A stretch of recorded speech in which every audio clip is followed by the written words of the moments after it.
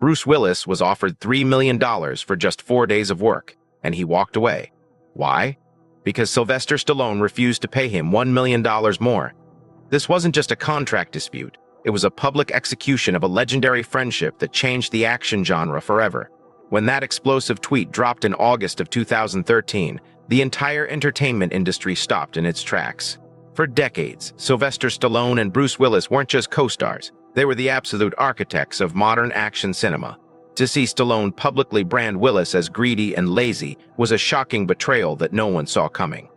To understand how we arrived at this brutal breaking point, we have to travel back to an era when these two men ruled the world. In the late 1980s and early 90s, Hollywood was dominated by a specific breed of movie star. These were physical giants who could carry a $100 million blockbuster entirely on the strength of their name. Stallone was the ultimate physical specimen, the writer and star who had willed Rocky and Rambo into existence through sheer grit and determination.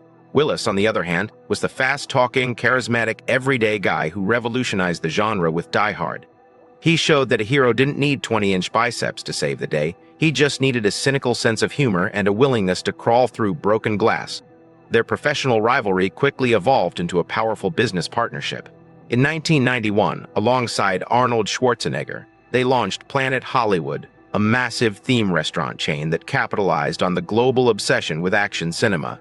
They stood shoulder to shoulder at grand openings across the globe, throwing punches for the cameras and cementing themselves as an inseparable triumvirate of cinematic royalty. For 20 years, their bond seemed unbreakable. They were the elder statesmen of a golden age, surviving the transition into a new millennium, where the industry began to favor intellectual property and comic book superheroes over individual star power. By the time 2010 arrived, Stallone recognized that the traditional action star was becoming an endangered species. In a stroke of absolute genius, he decided to gather the old guard for one final explosive victory lap. He created the Expendables. This franchise was a self-aware, high-octane tribute to the practical stunts, massive explosions, and pure testosterone of 80s filmmaking. Stallone poured his heart and soul into the project, acting as the director, writer, and primary star. He reached out to his old friends, bringing Schwarzenegger and Willis on board for iconic cameo appearances that sent shockwaves of nostalgia through movie theaters worldwide. The first two films were a massive success, pulling in over $570 million at the global box office. The formula worked perfectly, but as pre-production began for the Expendables 3, the delicate balance of egos and economics began to fracture. But here is the shocking twist that the public, and even Sylvester Stallone himself, did not understand at the time. This wasn't just a story about a wealthy actor getting greedy. Behind the scenes, a tragic medical reality was beginning to unfold in Bruce Willis's life, a silent cognitive decline that reframes his entire late career behavior, transforming a narrative of Hollywood arrogance into a race against a ticking clock. To truly comprehend the gravity of this situation, we must first look at the astronomical numbers that pushed these two titans into open warfare. The production of The Expendables 3 was set to take place on location in Sofia, Bulgaria. The budget was fixed at approximately $100 million, a substantial sum, but one that had to be stretched incredibly thin to accommodate a massive, star-studded ensemble. Stallone was assembling an unprecedented lineup of action legends, including Jason Statham, Dolph Lundgren, Wesley Snipes, Mel Gibson, Antonio Banderas, and Harrison Ford.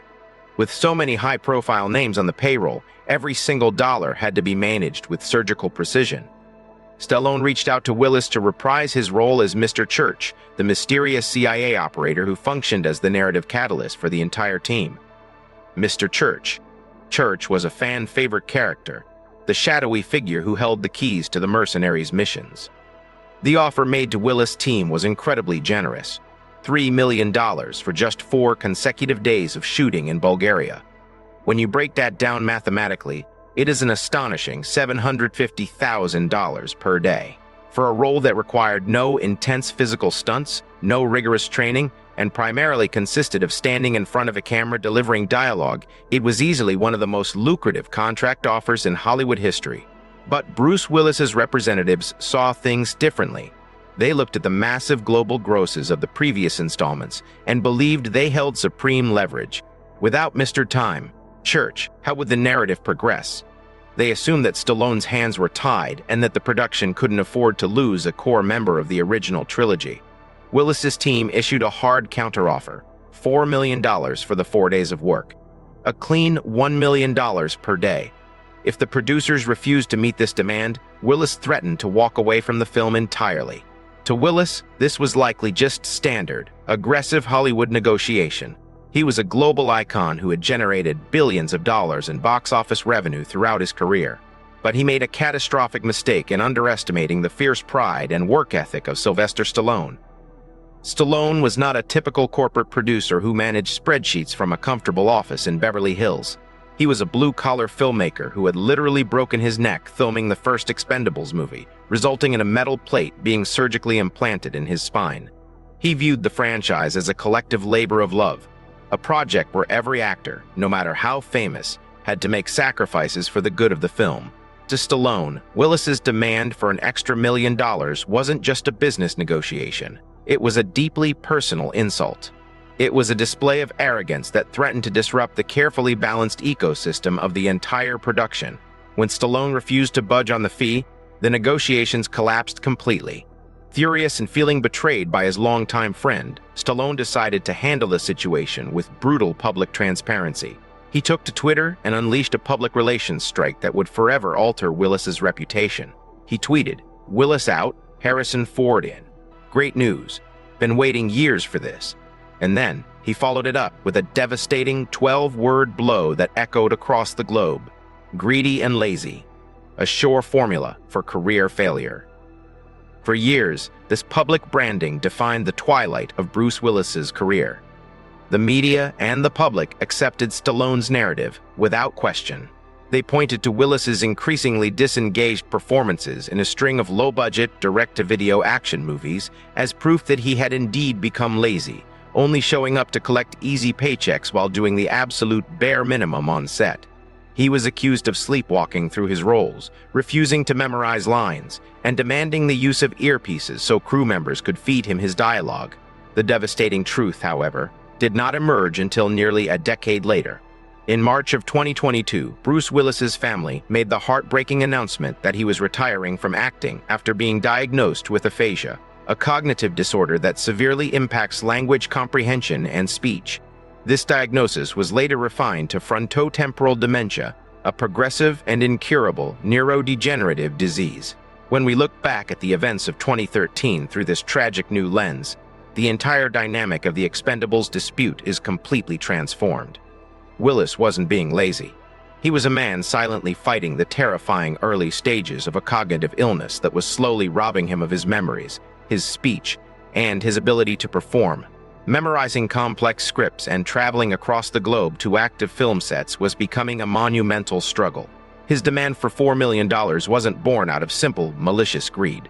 Instead, it was likely a desperate, calculated attempt to secure the maximum possible financial security for his family while he was still physically and cognitively capable of working. He knew his career was reaching an inevitable, premature end. Every single day on a movie set was a battle against his own mind.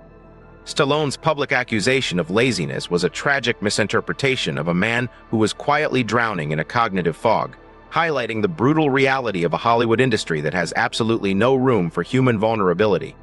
But in the high-stakes world of blockbuster filmmaking, the show must go on, and Stallone had a $100 million production to protect.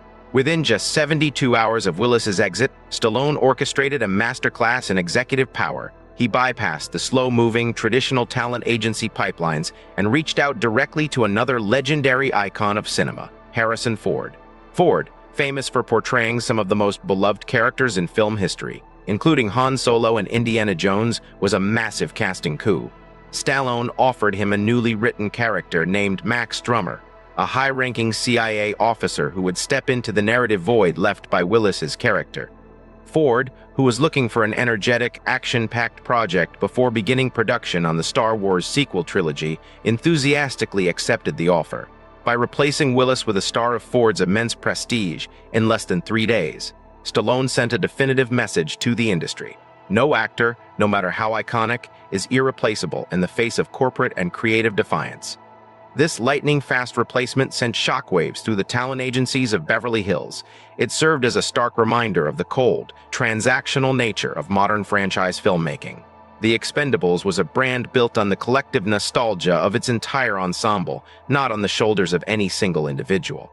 If an actor pushed their leverage too far, the production machine would simply swap you out for another legend of equal or greater value. When Harrison Ford arrived on the set in Bulgaria, he brought a dry, cynical wit and an undeniable gravitas to the film, proving that the production could not only survive without Willis, but actually elevate its cultural cachet in the process. This dramatic clash is far from an isolated incident in the long, turbulent history of Hollywood power dynamics.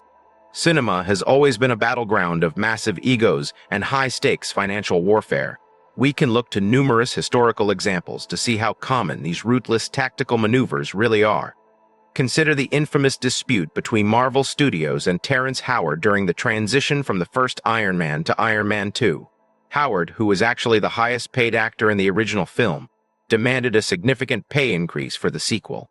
Rather than negotiating, Marvel swiftly replaced him with Don Cheadle over a single weekend, proving that the studio viewed the armor of Iron Man as far more valuable than the actor wearing it. Even Stallone himself was no stranger to these types of intense personal conflicts. Decades earlier, during the pre-production of the 1974 film The Lords of Flatbush, Stallone got into a physical confrontation with a young, up-and-coming actor named Richard Gere over a spilled lunch on set. Stallone gave the director an ultimatum, resulting in Gere being fired and replaced immediately. In the entertainment industry, powerful creators and studios operate on a simple, uncompromising economic principle. The integrity of the project and the financial margins of the studio must always take precedence over an actor's personal demands. Eventually, the passage of time began to heal the wounds between Sylvester Stallone and Bruce Willis. Years after the Twitter controversy, Stallone publicly expressed deep regret for his emotional outburst. He admitted that he had spoken out of frustration and heat-of-the-moment anger, acknowledging that Bruce Willis was a stand-up guy, a phenomenal talent, and a cherished friend of many decades. It was a rare, humble concession from one of Hollywood's ultimate tough guys, demonstrating that beneath the aggressive public relations tactics, he deeply valued the lifelong bond they had forged during the golden age of action cinema. Today, as Bruce Willis lives a peaceful life out of the public eye, surrounded by the unwavering love and support of his family, the dramatic events of 2013 serve as a bittersweet monument to a bygone era. It was a time when the giants of the silver screen fought passionate, high-stakes battles under the blinding lights of Hollywood, leaving behind a legacy of cinematic history that will never be repeated. If you want to understand how deep these Hollywood power struggles truly go, and how a single phone call can destroy a multi-million-dollar career overnight, you need to look at what happened behind the scenes of another iconic action franchise. Click on the video on your screen right now to discover the shocking truth of why one of the world's biggest directors completely blacklisted his lead star, changing the course of cinematic history forever.